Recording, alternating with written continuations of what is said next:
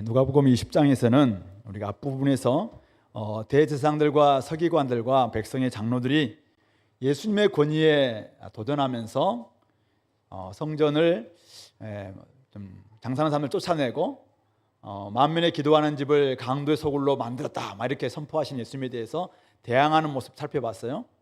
결국 그들은 예수님의 권위에 도전했지만은 아무런 대답도 하지 못하고 나중에 침묵하는 이런 모습 보게 됩니다. 한마디로 예수님께 나와서 사실은 막 대들었지만은 깨진 거죠. 근데 이런 소식을 반대파에 있었던 사두개인들이 들었던 것 같아요. 그래서 이런 사람들이 나와서 이제 예수님한테 빼도 박도 못하는 질문을 하나 던지는 것입니다. 부활에 관련된. 그래서 우리 신명기 25장에 나와 있는 형사치수제라는 그런 어떤 말씀을 가지고 도대체 이제 부활할 때 과연 누구의 아내 될 수 있겠는가 이런 이야기를 도전합니다. 그렇지만 나중에 예수님께서 또 어떤 말씀을 통해서 그를 꼼짝 못하게 만들죠. 그때 서기관 중에 한 사람이 선생님 참 잘 말씀했습니다. 아마 반대편에 있었던 바리새파 사람들이었던 것 같아요. 이런 사람들이 선생님 말씀 참 잘했습니다 이렇게 칭찬해요. 그런데 예수님이 야 너희들 근데 왜 메시아 그리스도를 다윗의 자손으로만 알고 있냐? 그리스도가 정말 다윗의 자손 맞냐? 다윗의 자손이자 다윗의 주님이시다 라는 말씀으로 또 그들을 도전합니다. 그들 또한 아무 말도 하지 못하게 됐죠. 그리고는 제자들에게 서기관들 한번 봐라. 저들 백성들을 그렇게 많이 가르치기도 하고 또 뭐 수많은 성경의 전문가라고 이야기하지만은 저들의 삶을 한번 봐라. 저들이 삼가야 될 모습들. 야, 저 서기관들 저 삼가야 된다. 몇 가지 이야기하시면서 저들을 삼가라. 제자들에게 말씀을 해주고 있습니다. 저는 이 말씀을 통해서 결국은 성전을 강도의 소굴로 만들었던 만민의 기도하는 집을 강도의 소굴로 만들었던 태도가 어디에서 기인했는가? 오늘 그것을 주님께서 좀 폭로한 것이 아닌가? 그래서 성전에서 피해야 될 세 가지의 태도, 이것이 결국은 하나하나가 다 제가 보기에는 성경에 대한 잘못된 태도에서 비롯되었다. 그들이 성경을 가지고 나름대로 신앙도 만들었고 또 신앙을 이게 신앙입니다라고 가르치기도 하고 또 삶을 보여주기도 했지만은 이 성경에 대한 잘못된 태도가 비성경적인 신앙도 만들고 또 잘못된 신앙도 양산하고 잘못된 신앙으로 사람들을 헷갈리게 만드는 이런 모습 될 수 있겠다. 그런 점에서 오늘 우리 교회도 성경을 굉장히 강조하고 있는 교회잖아요. 성경 연구 하나님을 알아가기 위해서 25년 동안 우리 이제 24주년이지만은 계속 성경 연구에 집중하고 있는데 성경 연구에 대한 바른 관점, 태도 무엇이어야 될까? 오늘 우리 사두개인들과 서기관들과 제자들에게 주셨던 이 말씀을 가지고 함께 한번 살펴보도록 하겠습니다. 오늘은 어쩌면 PBS 강의다. 여러분들 보시고 한번 여러분들의 PBS를 새롭게 한번 회복하는 그런 시간 됐으면 좋겠어요. 자, 먼저 27절부터 38절은 사두개인들의 질문에 대한 대답입니다. 자, 사두개인들 27절은 이렇게 이야기합니다. 부활이 없다고 주장하는 사두개인 중 어떤 사람들이 왔다. 그러니까 이들은 산헤드린 공회를 구성하고 있었던 아주 중요한 양당, 하나는 바리새파, 한쪽은 사두개파 이런 사람들로 구성되어 있었는데 이 사두개파 사람들은 이 바리새파 사람들과는 달리 부활이 없다고 주장하는 사람들입니다. 당연히 영적인 존재, 천사라든지 영적인 존재 이런 사람들도 믿지 않습니다. 히브리 성경 중에서 토라, 모세 오경만을 성경으로 받아들이는 사람들입니다. 그러니까 뭐 성문서라든지 또 선지서 여기에 이제 막 부활과 관련된 막 이야기도 나오는데 그런 건 아예 받아들이지 않는 것이죠. 그러다 보니까 이들이 오늘 28절 보면은 모세가 우리에게 써주기를 하면서 신명기 25장 5절에 나와 있는 이 형사 취수제, 형님이 죽었을 때 형수를 취해서 상속자를 이렇게 낳아줌으로 형님의 재산을 이렇게 보호해 줄 수 있도록 만들어주는 그런 제도를 이제 한번 이용해서 그걸 딱 이제 상상을 이제 만들어내는 거예요. 이렇게 이야기했습니다. 형을 위해서 상속자를 세울지니라 이렇게 했는데요. 자, 예수님, 제가 한번 퀴즈를 내겠습니다 하면서 예수님한테 질문을 던지는 것입니다. 그래서 칠형제가 있었어요. 이거는 지어낸 이야기입니다. 에녹스라든지 이쪽에서 이제 비슷한 이야기 있긴 하지만 어쨌든 이들이 지어낸 이야기예요. 지어낸 이야기인데, 자, 7형제가 있었어요. 근데 첫 형제가 맨 큰 형님이 결혼했는데 애를 못 낳고 죽었습니다. 둘째와 결혼했어요.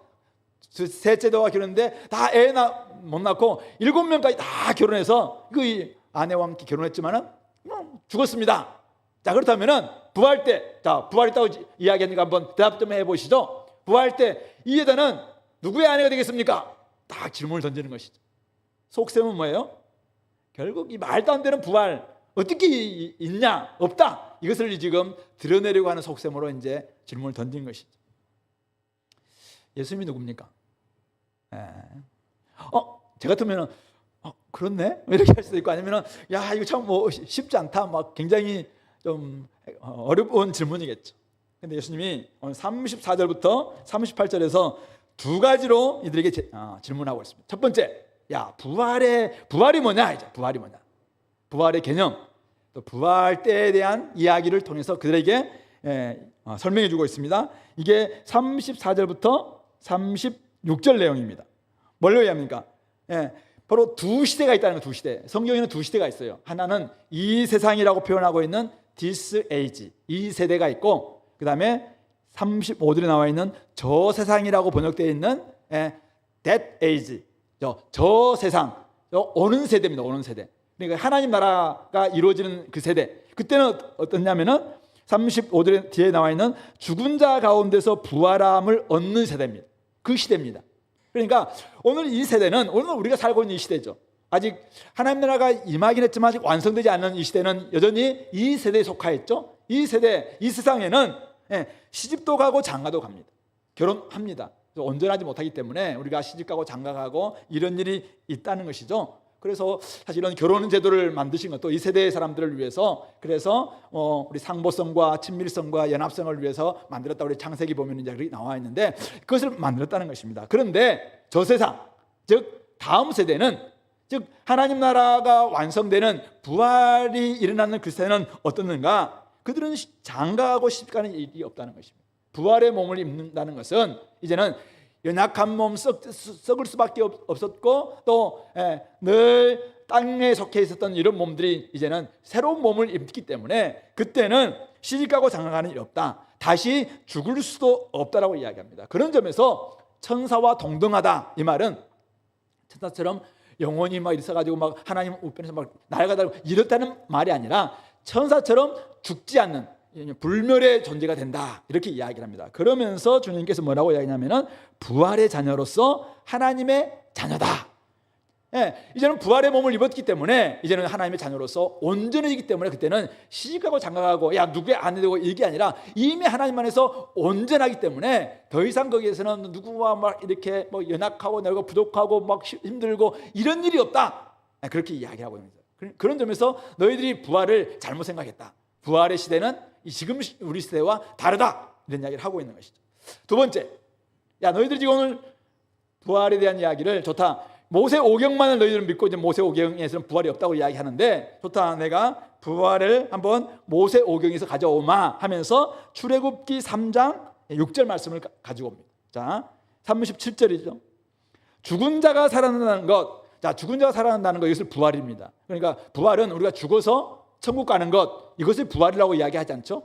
죽어서 천국 가는 것은 그렇게 나중에 마지막 부활을 이제는 기다리고 있는 중간 시대라고 이야기하는데, 어쨌든 죽은 자가 살아나는 것은 나중에 부활 때를 이야기하는 것인데, 모세도 가시나무 떨기에 관한 글 출애굽기 3장 6절 말씀을 인용하면서 그때 모세가 이렇게 합니다. 주를 아브라함의 하나님이요 이삭의 하나님이요 야곱의 하나님이시라 칭하였나니. 과거형이 아니라 현재형을 쓰고 있다는 거예요. 그러니까 지금도 아브라함의 하나님이고, 지금도 이삭의 하나님이고, 지금도 야곱의 하나님. 지금 모세는 어느 시대입니까? 그로부터 한참 뒤 시대죠. 야곱으로부터 이미 400년이 지나고 난 다음에 애굽에서 종살이하고 막 그런 400년 지나고 난 다음에 시대임에도 불구하고 그때 하나님이 아브라함의 하나님, 이삭의 하나님, 야곱의 하나님이다. 살아있는 현재형으로 쓰고 있다는 것이죠. 그렇게 이야기하시면서 하나님은 죽은 자의 하나님이 아니라 살아있는 자의 하나님이다. 그렇기 때문에 지금 아브라함의 하나님, 이삭의 하나님, 야곱의 하나님이라고 하는 것은 아브라함이 살아있다는 것이잖아요. 근데 이것은 물론 나중에 앞으로 오게 될 부활 시대의 몸으로 지금 살아있는 것은 아니에요. 그러나 이렇게 이야기하는 것은 앞으로의 부활의 몸이 있다는 것을 전제하면서 이 지금 아브라함의 하나님, 이삭의 하나님, 야곱의 하나님이라고 말하는 것이라는 것이죠. 그런 점에서 하나님에게는 모든 사람이, 믿는 모든 사람들이 바로 살아있는 것이다, 이렇게 말씀하고 있는 것입니다. 그러므로 오늘 우리가 그냥 부활에 대한 이야기를 오늘 하려고 한 것은 아니고, 결국 오늘 부활을 믿지 못하는 사두개인들은 어떤 존재들입니까?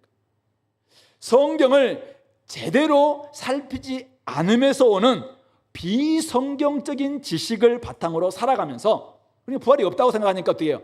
현실만 집중하는 거예요. 현실만 만족하는 거예요. 그러니까 늘 현재의 삶에 그래서 이들은 다 기족층들이 기족층. 사두개인들은 왜 권세 잡는 거 중요했고, 그래서 이 땅에서 잘 먹고 잘 사는 거 중요하게 생각하고, 그래서 귀족층들이 사두개인들이었거든요. 그러니까 현실에 집중한다는 것입니다. 그것으로 백성들을 지도하니까 어떻게 성전이 강도 소굴로 될 수밖에 없는 것입니다. 부활을 믿지 않기 때문에 현세적인 복에만 집중했고, 즉 이 세상 자녀처럼 살아가면서 어느 세상의 자녀, 부활의 자녀처럼 전혀 살지 않았다는 거예요. 왜? 부활이 없으니까.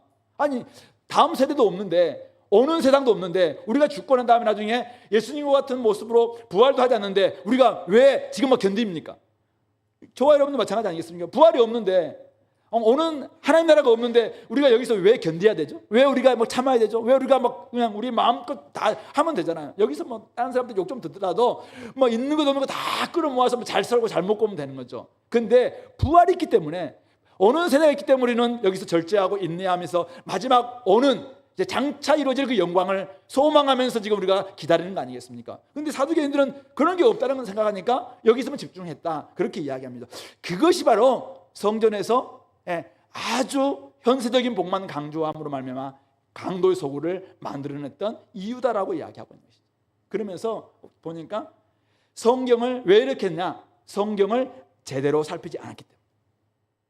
모세 오경에서도 얼마든지 찾아보면은 하나님이 살아계시다라는 것을 발견할 수 있음에도 불구하고 자기들은 모세 오경만 믿는다고 이야기하면서도 잘못된 비신앙적인 지금 신앙을 만들어냈다는 것입니다. 자신들이 이해하지 못한 것에서 오직 잘못된 신앙을 만들어냈던 사람들이 바로 이 사두개인들이다라고 말할 수가 있는 것이죠. 그 결과가 비신앙적인 신앙을 양산했고, 그 결과 많은 사람들을 지금 성전에서 강도처럼 살게 만들었다, 그렇게 말씀하고 있는 것입니다.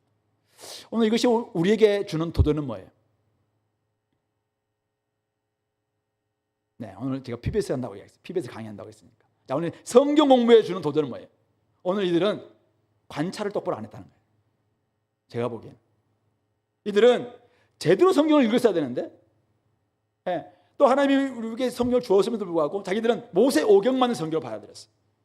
그러니까 성경을 제대로 읽고, 성경을 통으로 읽고, 성경을 전체로 읽고, 때로는 성경을 한 권 한 권으로 읽어야 되는데 이들은 성경을 전체로 보지도 않았고, 그리고 모세 오경을 보더라도 제대로 안 봤어요. 즉 시력이 없었어요. 실력이 없는 게 아니라 시력을 준비 안 했어요. 제대로 안 본 거죠. 관찰이 부족한 거죠. 관찰을 똑바로 했었으면은 출애굽기 자기들 얼마나 많이 봤겠습니까? 그러면 출애굽기 3장 3절 6절에 이게 현재형이다 다 생각하면서 이것이 무슨 의미일까 나왔을 텐데, 성경을 연구하되 관찰을 똑바로 하지 않으니까, 제대로 읽지 않으니까, 전체적으로 읽지 않고 한 권 한 권을 제대로 안 읽으니까, 즉 믿음의 눈도 갖지 않고 하나님의 사랑하는 하나님 앞에서 우리에게 주신 말씀이 어떤 의미인지도 깨닫지 않고 보니까 결국은 이런 모습이 됐다. 그런 점에서 오늘 우리가 성경을 제대로 읽지 않은 것입니다. 성경을 읽을 때 눈을 똑바로 뜨고, 눈을 똑바로 뜨고 관찰을 똑바로 해야 됩니다. 그래서 관찰할 때는 이 단어 기억하십시오. see, 보라. 똑바로 보라. 똑바로 봐야 됩니다. 뭐가 주어고, 뭐가 동사고, 뭐가 목적인가, 그리고 봐라. 그리고 반복되고 있는 단어가 뭐가 있는지 살펴봐라.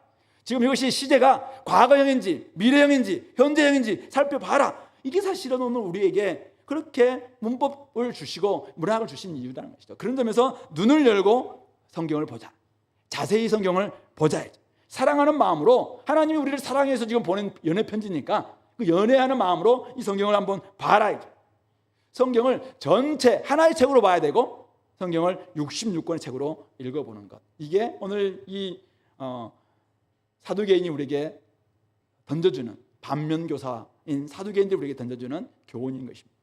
성경 연구, 관찰이 잘못되면 해석 잘못되기 시작할 겁니다.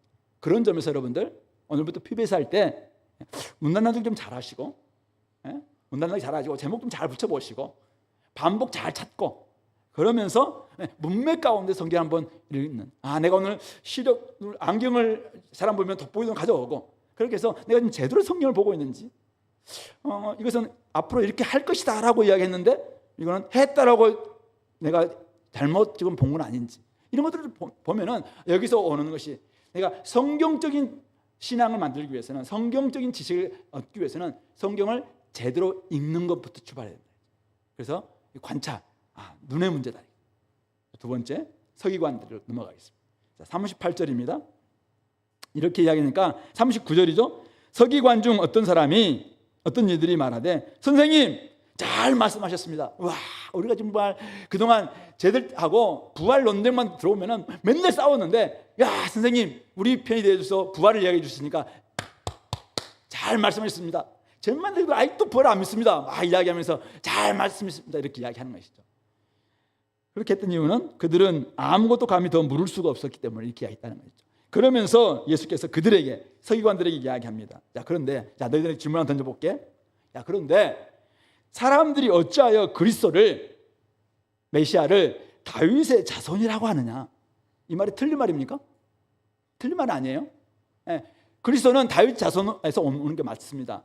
그런데 시편에 다윗이 친히 말하였으되, 니은 시편 110편 1절을 가지고 이제 합니다. 주께서, 이 앞에 나온 주께서는 여호와 하나님을 가리켜요. 여호와 하나님께서 내주는 그리스도, 메시아이신 그리스도를 가리키는데, 여호와께서 그리스도께, 내 주께 이렇게 이야기하시되, 내가 여호와가 네 원수를 네 발등상으로 삼을 때까지는 내 우편에 앉았으라. 예수님이 이 땅에 메시아가 오셔서 이 땅에서 모든 일을 마치시고 이제는 죽으시고 부활하시고 승천하시고 난 다음에 하나님의 보좌 우편에 언제까지 앉으냐면은 모든 이 땅에서 사탄 권세를 다 무칠 때까지는 내 옆에 앉아 있으라. 이런 말씀을 우리 성령의 감동을 받은 다윗이 메시아의 찬송을 하면서 이렇게 지었다는 것이죠. 이 시편을 딱 인용하면서 질문이 있습니다. 44절이죠. 그런즉 다윗이 오늘 뭐라고 했냐?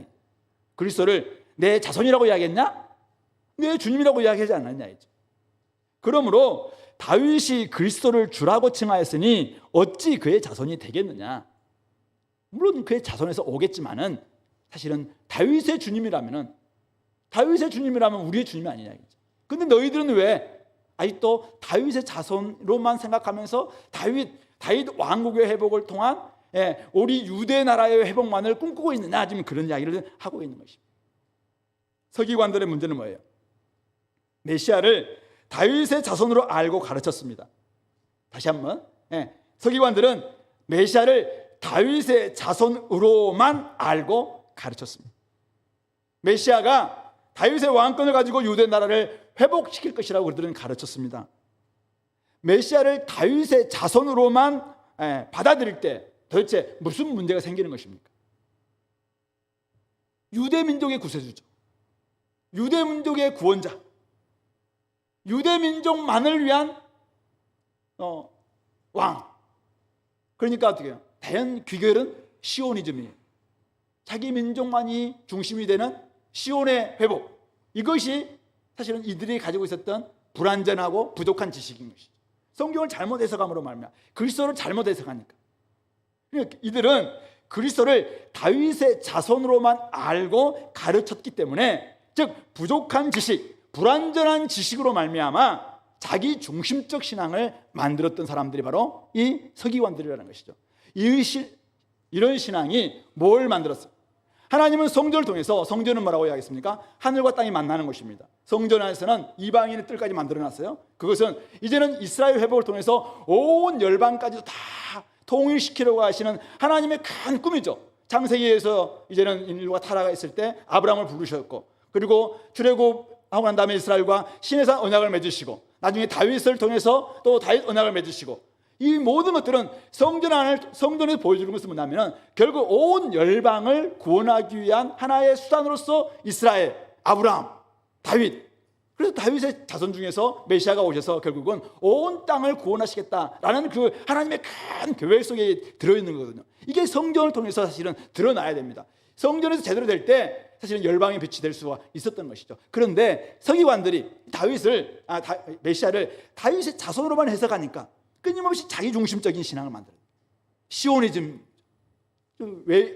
외지 사람들은. 그러니까 나중에 이 신앙은 신약에 와서도 많은 이방인들이 구원받으려면 어떻게 해야 되냐면 유대인들이 돼야 된다는 거예요. 유대인들. 그래서 할례를 계속 강조하는 이유가 여기 있는 것이죠. 그런데 이미 성경에서는 예수님으로 말미암아 확장된, 이미 다 구원하기 위해서 사실은 성전도 그래서 깨뜨려 주시고 이제는 예수님 중심의 성전이 되는 건 아니겠습니까? 그런데 그런 하나님의 뜻을 자신들이 잘못된 해석한 이 다윗의 자손, 그리스도 즉 메시아 잘못된 해석관으로 말미암아 왜곡된 신앙을 만들었고, 결국 왜곡된 성전 신앙을 만들었고, 그래서 많은 사람들을 쳐내는 아주 편협한 왜곡된 이런 모습이 되고 말았다는 것이죠. 이것은 오늘 우리 성경 공부에 한번 적용해 본다면은, 성경 연구에서 아까 관찰 굉장히 중요하다고 했어요. 관찰과 함께 해석을 잘 해야 됩니다. 근데 요즘 여러분들 성경 해석과 관련된 책 보면은 이런 말이 있어요. 성경을 해석할 때는 역사, 문학적 맥락 안에서 성경적으로 맞는지, 성경 안에서 이렇게 해석을 해야 된다. 이런 세 가지 표현이 있습니다. 역사, 문학, 성경. 이 세 가지의 사실은 원리가 필요합니다. 가장 먼저는 사실은 이 본문 안에서, 이 문장 안에서 이것이 자연스럽게, 문맥 안에서 자연스럽게 이것이 해석돼야 된다. 그래서 자연스러운 의미, 여기서 너무 막 영적인 해석을 하려고 하지 말고 자연스럽게 먼저 해석해라. 조금 이게 너무 어떤 사람들은 막 여기 안에서 막 의미부터 막 찾으려고 하지 말고 제발 좀 자연스럽게 이것을 한 문장 요약을 한번 해봐라. 바로 이게 자연스러운 의미를 우리가 하는 거죠. 문법적 해석 또는 문학적 해석이라고 이야기하는 부분입니다. 두 번째는 당시에 이것이 어떤 의미였을까? 오늘 우리가 에베소서 1장에 보면은 충만이라는 단어가 나오기도 하고 능력이라는 단어가 나오기도 하고 부르심 이런 단어가 나온다면은 이게 그때 당시에는 에베소 사람들에게는 이 능력이 어떤 의미였을까? 권세가 어떤 의미였을까? 교회는 당시에 어떤 의미였을까? 이런 것들하고 찾아본다면은 이것을 위해서 역사 조금 배경이 필요하겠죠? 당시에 이것은 어떤 의미였을까? 그래서 본래 의미를 찾아라. 본래 의미, 역사적인 의미를 찾아라. 이게 이제 사실은 우리가 성경 사전을 좀 참고하고 배경 주석이라든지 이런 것을 참고해야 될 이유가 바로 여기에 있는 것이죠. 제가 지금 강의하고 있는 좋은 사람이 있어요. 중요한 강의인데 지금.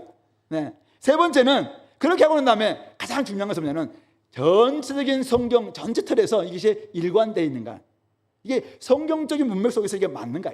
한 권의 책 안에서 이게 하나님께서 성경을 우리에게 주신 목적과 이게 맞는 해석인가. 그래서 일관된 의미, 성경적 의미, 신학적 의미를 발견해라. 이 세 가지 원리를 가지고 우리가 성경을 해석할 것을 이야기합니다. 그런데 오늘 이 서기관들은 어떻게 했어요? 자기들이 만들어 놓은 딱 나름대로의 틀이 있어요. 자기들이 만드는 시각, 그리스도는 다윗 자손이다. 이게 이미 이게 독립변수인가요? 딱 고정된, 나머지 자기 딱 상수가 돼 있어요. 상수가. 그러니까 이것 가지고 사람들 말씀을 딱 보니까 말씀이 이것과 맞는 거는 받아들이고 이것과 틀린 거는 재단에 내는 거죠. 이게 아주 잘못된 태도라는 것입니다. 말씀 안에서 우리가 말씀으로 나를 바꿔야지, 사실 우리가 만들어 놓은 이 관점을 가지고 자꾸 성경을 보게 되면은 사실은 우리가 성경 안에서 성경을 자꾸 재단하고 틀려듣고 이것은 몰아내고 이것은 기적은 결국 우리가 맞지 않고, 그래서 우리가 너무 기적적인 초자연적인 이야기 이런 것들은 전부 다 떼어내는 이런 오류를 범할 수 있다라고 말하고 있는 것이죠. 그런 점에서 자기 관점에 빠지지 말고 좀 시선을 더 확대하는 것이 필요하다. 성경 공부를 많이 해도 해석이 잘못되면은 자기만의 유익을 구하는 편협한 신앙인을 만들 수가 있다는 것입니다. 잘못된 종교인들을 양산할 수가 있다. 그런 점에서 오늘 성경은 어떤 책인가? 하나님의 가장 중요한 목적이 무엇인가? 이런 관점 속에서 에베소서를 보기도 하고 다른 것을 본다면 훨씬 우리의 그동안 내가 가지고 있었던 편협한 신앙들이 확 깨어지는 이런 은혜가 있을 것이다 라는 사실을 기억하시기 바랍니다. 자, 세 번째. 자, 그러면 이제 이 말씀을 들을 때 오늘 45절 말씀이죠. 모든 백성들이 들을 때 예수께서 그 제자들에게 말씀하신 거예요. 이 말씀을 하시면서 제자들에게 이렇게 이야기합니다. 야, 저들 서기관들 좀 봐라. 저들을 너희들은 삼가야 된다. 경고의 메시지를 주고 있는 것이죠. 삼가라. 어떤 지금 서기관을 삼가라고 이야기하고 있습니까? 46절. 긴 옷을 입고 다니는 것을 원하는. 긴 옷. 오늘 성가대 가운을 새롭게 입었는데 이런 옷이에요. 그러니까 긴 옷을 입고 다니면서 나 이런 사람입니다. 말이. 옛날에 제사장과 같은 발에 끌리는 옷을 다 입으면서 내가 그래도 교회에서 제사장인데 내가 가르치는 사람인데 막 이렇게 허세죠. 허세. 자기 과시. 이렇게 하는 거 되게 좋아하는 사람들이라고 얘기합니다. 이거 삼가야 된다. 두 번째는 시장에서 문안받고 회당에서 높은 자리 잔치 윗자리 좋아하는 서기관들. 뭡니까? 이걸 자기들은 그 자리에 있어야 된다고. 엘리트식이죠. 교만함, 자만에 빠져 있어서 나는 항상 저 상속, 저기 내 자리야. 다 이렇게 하는 서기관들이 이렇게 했다는 것이죠. 이런 사람들 삼가야 된다. 세 번째는 47절이죠. 그들은 과부의 가산을 삼키면서도 외식으로 길게 기도한. 성전에 와서는 기도를 길게 해요. 근데 밖에 나가서는 기도와는 전혀 다르게 과부들 돌보아야 되고 사실은 그들을 챙겨줘야 될 사람들은 그들의 막 가산을 삼키고 있는 위선적이고 아주 여기 나와 있는 외식적인 신앙생활. 이런 서기관들을 삼가라라고 이야기합니다. 왜 삼가라고 이야기합니까? 그들은 더 엄중한 심판을 받게 되기 때문이라고 말씀하고 있는 것입니다. 이 말씀은 제자들에게 주신 경고이자 서기관들의 잘못된 삶을 책망하신 말씀이죠. 제자들은 오늘 주님의 말씀과 삶을 본받아 따라가는 사람들이 제자들입니다. 다시 한번 이야기할게요. 제자들은 누구예요? 제자들은 예수님, 주님의 말씀과 가르침과 삶을 본받아서 따라가는 사람이 제자들이에요. 자, 그런데 제자들은 어디서 삽니까? 늘 성전에서만 살 수 없어요. 늘 산속에서만 살 수 없어요. 이제는 세상 가운데 나아가야 돼요. 그곳에는 다른 수많은 사람들이 있어요. 많은 사람들로부터 이들에게 다양한 모습을 막 보입니다. 이럴 때 제자들은 유혹을 받게 되겠죠. 내가 영향을 줘야 될 사람들도 있는데 영향을 줄 수도 있겠지만 영향을 얼마든지 받을 수도 있겠죠. 그렇기 때문에 오늘 주님께서는 저들은 삼가야 되는 네가 대상이다. 경고에 저들 네가 본받게 되면은 진짜 너희들 망할 수밖에 없고 더 엄중한 심판을 받을 거야 라고 이야기하고 있는 것이죠. 근데 그들은 어떤 사람들입니까? 그들은 말씀을 아무리 많이 공부했다 할지라도 삶을 잘못 살아내는 사람들이죠. 즉 적용이 잘못된 사람들. 그런 사람들이 결국은 제자들에게 나쁜 영향을 끼쳐서 제자들로 하여금 더 엄중한 심판으로 이끌 수 있는 사람들이다. 그런 점에서 제자들이 배울 수 있는 근원은 세 가지입니다. 다시 한번 오늘 성도 저와 여러분들 마찬가지인데 모든 제자들이 배울 수 있는 근원은 세 가지예요. 하나는 예수님, 우리의 정면교사입니다. 늘 바르게 사는 가르침, 바르긴 가르침과 바른 삶에 대해서 가르치는 분이에요. 그리고 성경에서는 예수님과 바르게 사는 사람들, 잘못 사는 사람들이 다 기록되어 있는 성경. 그리고 또 하나가 있어요. 바로 우리 주변에 있는 사람들이죠. 사람들 우리는 배우는데 배우는 많은 사람들은 두 가지로 분리될 수 있어요. 정면교사가 있고 반면교사가 있다는 것이죠. 저 사람들은 삼가야 될 사람들이 있고 따라가야 될 사람들이 있어요. 근데 이것을 분별하지 못하고 그냥 자기가 나아가서 그냥 막 따라가게 된다면은 그런 삼가야 될 대상인데 본받게 된다면은 잘못된 길로 갈 수밖에 없다는 것이죠. 세상에는 두 가지 길이 있습니다. 그리스도의 길과 세상의 길이 있죠. 본받아야 될 길이 있고 삼가야 될 길이 있습니다. 오늘 우리 이제 오늘로 마지막으로 내일부터 우리 미국으로 가는 우리 집사님 가족이 있는데 미국과도 마찬가지일 거예요. 본받을 사람이 있고 삼가야 될 사람이 있을 거예요. 우리 캠퍼스에 가도 마찬가지예요. 이제는 방학 기간이지만 나중에 9월부터 학교 가게 되면 따라가야 될 사람이 있고 삼가야 될 사람이 있어요. 누구는 정면교사, 누구는 반면교사예요. 이걸 통해서 우리가 늘 배울 거예요. 자, 그럴 때 우리의 삶 속에 적용이 잘못되면은 저희들에게 주신 말씀이에요. 저들은 더 엄중한 심판을 받을 수밖에 없다. 제가 지금 목사가 오늘 성경 연구를 해서 나름대로 지금 해석을 해서 여러분들이 지금 가르치고 있습니다. 제가 근데 막 잘 가르쳐서 여러분들 막 감동 받았다고 합시다. 감동 받는 눈치는 아닌데 지금. 네. 근데 제가 막 이렇게 해놓고 밖에 나가서 살면서는 말씀대로 안 살아. 그러면 저는 엄중한 심판을 받게 되는 것이죠. 그 이야기를 하고 있는 거예요. 오늘 우리 삶 가운데서 결국은 성전을 누가 망치냐면은, 누가 성전을 망쳤냐면은 사두개인과 같이 비신앙적인 잘못된 지식으로 비신앙적인 지식을 가지고 있던 사람들이 성전을 망쳤어요. 서기관 같이 온전하지 않는, 아주 하나님을 알았지만은 뭐 둘을 모르는, 그리고 결국은 예수님을 다윗 자손으로 알았지만 다윗의 주님으로는 가르치지 않았던 이 불완전한 지식이 성전을 망쳤어요. 왜냐하면 그런 편협한 자기 시오니즘적인 이런 가르침을 했기 때문에. 또 하나는 결국 이런 사람들이죠. 나름대로 막 앞에서 막 엄청나게 막 가르치고 뭐 했지만은 밖에 나가서는 이중생활하는 이중생활.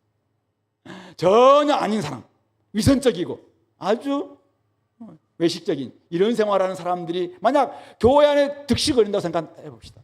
교회가 그걸 주님께서 칭찬하겠습니다. 그런 사람들이 뭐 수만 명 있다 할지라도 교회에서 생활과 밖의 생활이 완전히 다르다면은, 그러니까 여기서 막 성경을 공부하면서 와 깨달았다 막 이렇게 하는데 밖에 나와서는 전혀 다르게 살아가는 이런 삶의 모습 본다면은, 그런 사람이 모여있는 성전을 주님께서 야, 이 집은 내 집이다, 기도하는 집이다 이렇게 말할 수 있겠냐.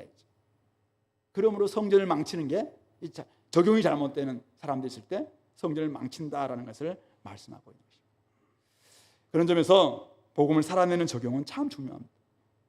적용은 노트에만 하는 것이 아니라 삶의 노트에 복음을 써내려가는 것이라고 제가 몇 차례 이야기했습니다.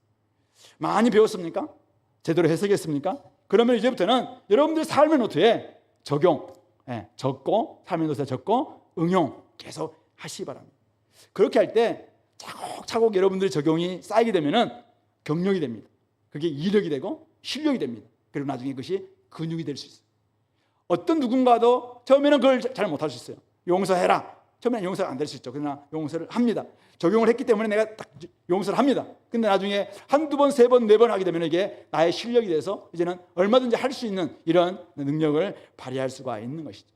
외식, 허례의식, 아까 엘리트식 이런 부분들도 내 속에 있는 내면적인 교만과 함께 이것들을 철저히 우리가 직면하는 가운데서 어쨌든 경건의 능력이 나올 수 있다. 여러분의 경건의 모양에서 끝나지 않고 능력이 나오기 위해서는 어쨌든 삶에 잘 적용하는 것이 필요하다. 이렇게 말씀할 수 있을 것 같습니다. 자, 이것으로 PBS 강의를 끝낼까 하다가 두 가지를 더 이야기하겠습니다. 자, 오늘 예수님께서는 사두개인들과 서기관들과 제자들에게 주신 말씀을 바탕으로 성전에서 피해야 될 세 가지를 말씀드렸어요. 자, 성전에서 피해야 될 세 가지 지식. 첫 번째는 뭐예요? 비성경적 지식이라고 이야기했습니다. 성경에 대한 바른 관찰을 잘못함으로 말미암아 온전한 지식을 좀 갖지 못하면은 부활도 없다. 이런 지식, 아주 잘못된 지식이에요. 성경 말씀은 하나님 말씀은 아니다. 이것도 아주 비성경적 지식이죠. 하나님 말씀은 그냥 교회에서만 통하고 밖에서는 밖에 원리가 따로 있다. 이런 것들도 다 잘못된 비성경적 지식이에요. 그러니까 성경을 제대로 통으로 봤다면은, 성경 전체를 봤다면은 이런 지식이, 이런 신앙이 나올 수가 없어요. 그런 점에서 바른 관찰이 바른 해석을 만들어낸다. 바른 신앙을 만들어낸다. 그런 점에 제가 비성경적 지식에 대한 시력 교정, 시력 확보, 즉 눈을 똑바로 뜨는 안경을 바꾸는 겁니다. 무슨 안경으로? 믿음의 안경으로. 더 자세히 보겠다. 내 시력을 확보하겠다. 네, 좀 더 자세히. 그동안은 대충 넘어갔어요. 이게 동사인지 아닌지도 안 보고 지나갔어요. 근데 동사인지 제대로 보고, 이게 미래형인지 과거형인지도 안 보고, 이게 반복이 뭔지도 내가 좀 더 살펴보겠다. 이게 시력 확보입니다. 첫 번째, 대안이 뭐라고요? 시력. 두 번째, 불완전한 지식, 부족한 지식이 성전에서 피해야 될 신앙의 모습이었어요. 성경은 알지만은 선입견과 편견을 가지고 성경을 자꾸 대하다 보니까 내 가지고 있던 이전에 알았던 내가 나의 직장에서 알았던 지식이 있어요. 내가 철학 공부하면서 알았던 지식이 있어요. 내가 사회학을 공부하면서 알았던 지식이 있어요. 이것 가지고 성경을 딱 보니까 성경을 자꾸 이렇게 파헤치게 되기 시작해요. 성경을 뭐랄까요? 난도질해요. 반대라고 이야기했어요. 성경이 나를 볼 수 있도록 만들어줘야 돼요. 관점이 바뀌면 돼요. 관점이 바뀌어야 되는데 성경이 나를 읽어야지. 그동안 여러분들은 그동안 성경을 읽었을 거예요. 그러나 좀 더 가게 되면 성경이 여러분들을 읽을 때까지 읽을 수 있도록 여러분 자신을 열어줘야 됩니다. 여러분들 10년 전에 우리 에베소서 PBS를 했어요. 그때와 지금과 다른 게 뭐예요? 관찰 그때 똑바로 하고 해석을 똑바로 했다면 그것 가지고 오늘 나의 지금 삶이 10살이 더 많아졌잖아요. 그렇다면 나의 삶의 정황은 또 바뀌었을 거라고 생각해요. 거기에 적용이 다를 거예요. 그때면은 이 말씀이 나를 막 들어와서 교훈하고 책망하고 바르게 하고 유익하고 막 이렇게 할 겁니다. 그것에 대해서 우리가 들어보자는 것이죠. 그런 점에서 두 번째, 이것은 시각을 확대하는 거예요. 아까 첫 번째는 뭐라고 했어요? 시력을 확보한다고 이야기했어요. 두 번째는 시각을 확대하는 거예요. 관점을 좀 더 이렇게 더 열어놓는 것이죠. 옛날에는 나의 관점에서 이걸 봤다면은 이제는 성경의 관점에서 나를 볼 수 있도록 이렇게 좀 열어두자. 자, 세 번째 성경에서 피해야 될 태도는 잘못 적용된 지식, 즉 잘못된 지식이에요. 머리로만 아는 지식은 삶을 바꿀 수가 없습니다. 외형이나 모양만 내리는 지식, 이거 버려야 됩니다. 그러면 어떻게 해야 됩니까? 내가 오늘 PBS 했습니다. 적용을 했어요. 노트 적용을 했어요. 그러면은 삶에 적용하려고 보니까 쉽지 않네. 삶을 적용하려고 보니까 주변 사람들 다 보이고, 삶을 적용하려고 보니까 주변의 사람들은 다르게 살아가고 있고, 이럴 때 필요한 게 뭡니까? 마음에 굳건하게 막 용기를 내는 거예요. 하나님 아버지 저에게 용기를 주십시오. 제가 좀 두려운데, 저렇게 하기 두려운데 용기를 주십시오.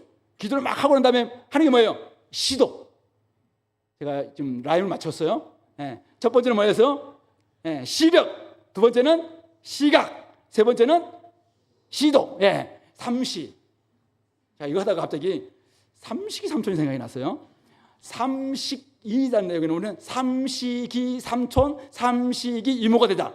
나는 이 세 가지 시력을 확보하고 시각을 확대하고 시도를 해보면은 진짜 거기에 하나 더 필요한데 기도가 필요해요. 그래서 삼시기가 필요해요. 이 기가 필요해.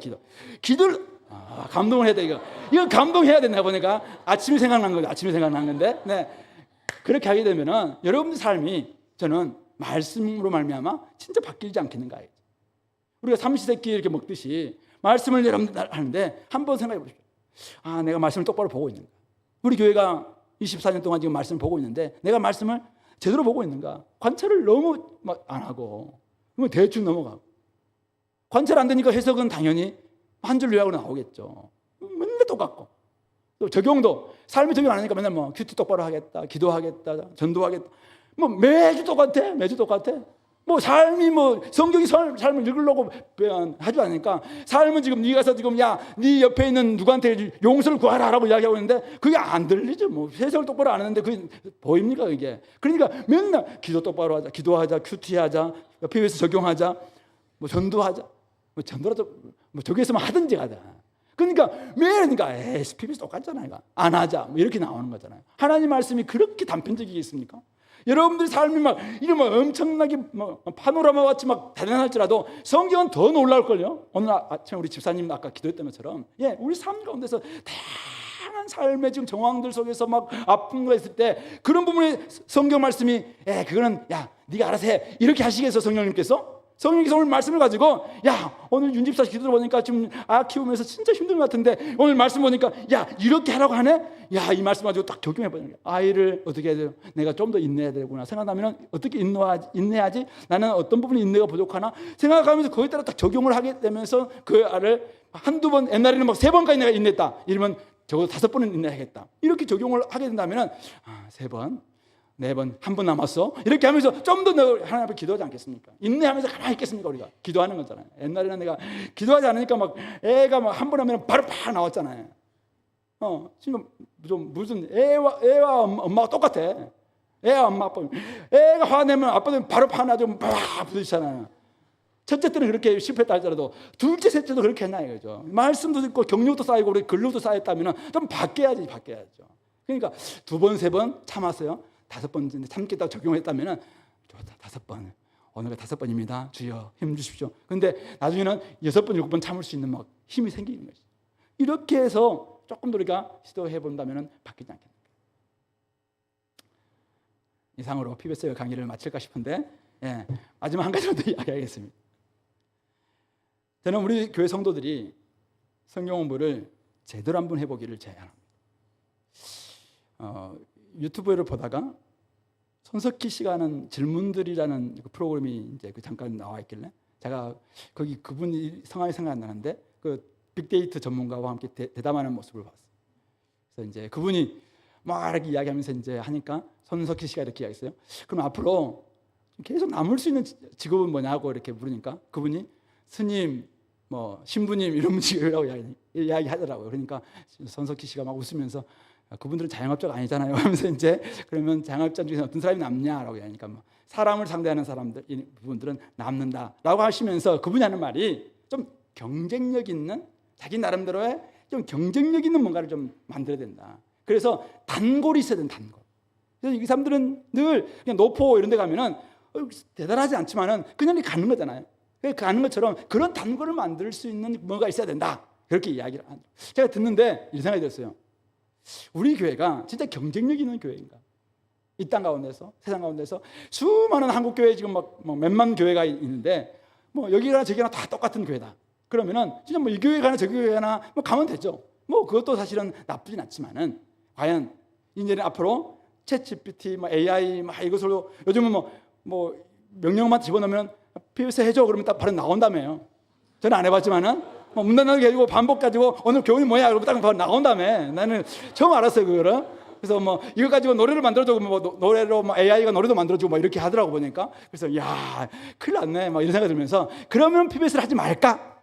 그렇게 해서는 안 된다는 거죠. 그래서 제가 제대로 경쟁력 있는 교회가 되기 위해서는 경쟁력 있는 방식을 이거 고수해야 되겠다.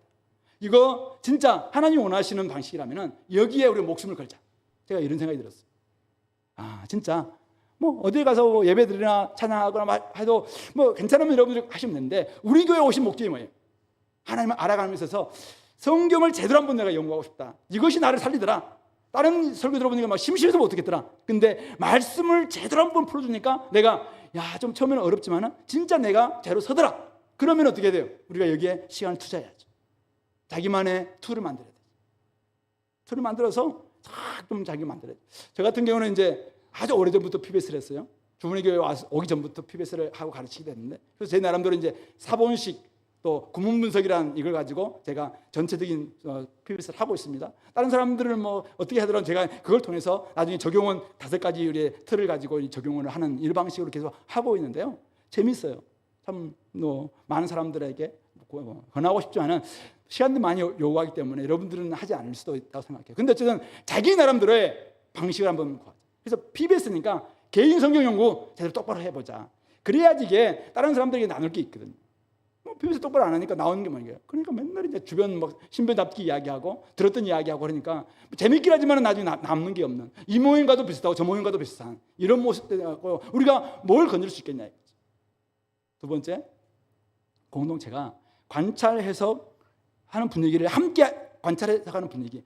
해석학적 저는 해석의 공동체가 굉장히 중요하다고 생각하는데요. 나눔의 공동체죠. 나눔의 공동체. 한 사람 한 사람이 자기가 PBS 똑바로 하면은 해석 공동체에서 제대로 들어오기만 한다면은 여기에서 잘못된 거 다 걸러낼 수 있습니다. 잘못된 해석 성령님이 그 안에 계시고 다른 사람들이 제대로 된 성경을 해석하기 때문에 자기가 잘못한 해석들이 걸러들 수 있고 교정될 수 있습니다. 굉장히 풍성해질 수 있어요. 그래서 이렇게 함께 모여서 나눔하는 이 해석의 공동체는 굉장히 중요합니다. 관찰이 잘못되고 해석이 잘못되면 아주 비신앙적인 신앙이 나오기 때문에 해석 공동체는 굉장히 중요하죠. 그래서 하나 예를 든다면 얼마 전에 우리 요즘 예레미야 큐티하잖아요. 거기에 바벨론 왕 섬기기를 두려워하지 말라 이런 이제 말씀이 나와요. 그래서 우리 막내 여동생이 가족방에 그 말씀 딱 올렸어요. 그래서 제가 아멘 했거든요. 근데 거기에 우리 지금 저기 가족 중에 신천지에 나가고 있는 아주 한 분이 있어요. 그분이 뭐 목사나 성도나 아무데나 아멘이나 하고 뭐 이렇게 달아놨더라고요, 리플을. 그래서 내가 이제 그분께 성경을 예레미야에서의 바벨론과 요한계시록의 바벨론은 다르게 해석해야 된다. 예레미야의 바벨론은 하나님의 징계의 도구지만은 요한계시록의 바벨론은 사실은 유혹의 대상이고 심판의 대상이다. 이렇게 좀 하니까.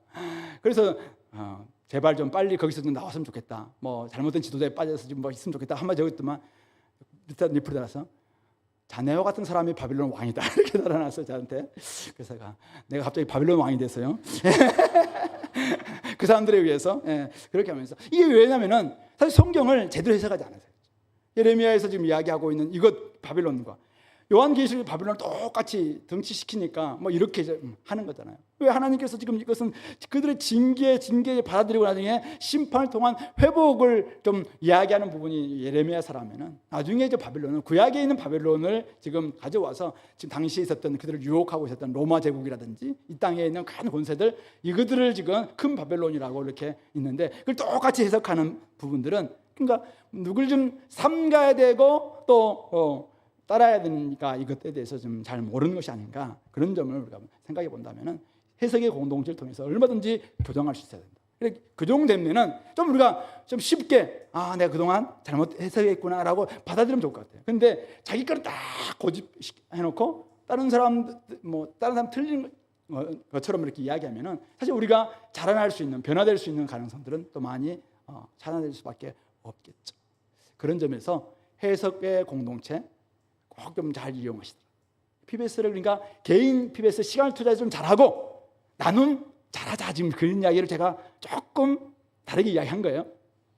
PBS를 잘 안 해오면은 가만히 있어야 돼요. 말하면 안 돼요. 왜냐하면 지금 나눔할 수 있는 지금 준비가 안 됐잖아요. 그러면 들어야죠.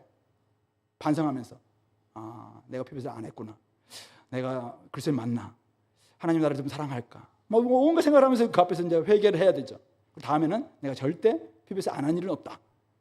뭐 이렇게 하면서 앞으로 내가 조장이 됐을 때 이런 조언을 만나면 저 조장은 어떻게 살겠냐 하면서 이제 좋은 데를 한번 회개하기도 하고 이런 시간들을 가져야 되겠죠.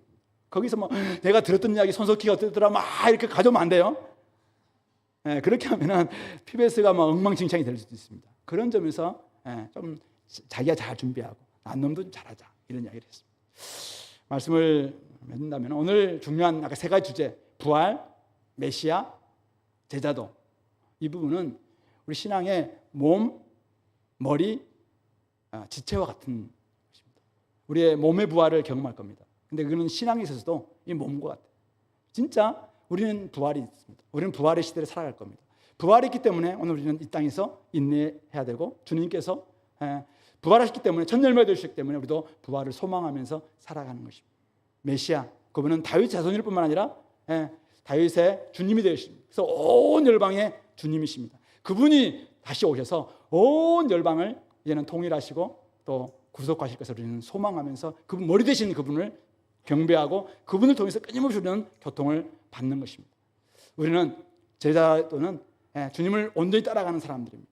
그런 점에서 말씀 연구했다면 적용했다면 그대로 살아가는 반면교사를 보면서 저렇게 살아가서 안 되겠다 삼류가 될 것이고 정면교사이신 예수님을 제대로 따라가는 이런 모습이 제자도입니다. 이 세 가지 부활과 메시아와 이 제자도가 여러분의 삶을 더 튼튼하게 만듦으로 말미암아 하나님께서 기뻐하시는 성전 공동체가 만들어질 줄 믿습니다. 그 일에 여러분들 저와 함께 헌신할 수 있게 되기를 간절히 소망합니다. 같이 기도합시다. 우리 말씀을 좀 기억하시면서 하나님 아버지 오늘 저의 말씀에 대한 태도 또 신앙에 대한 모습들 다시 한번 돌아보게 도와주시고 하나님이 기뻐하는 모습으로 이제는 말씀 앞에 반응하고 또 다른 사람들 앞에 설 수 있도록 인도해 달라고 함께 기도하겠습니다.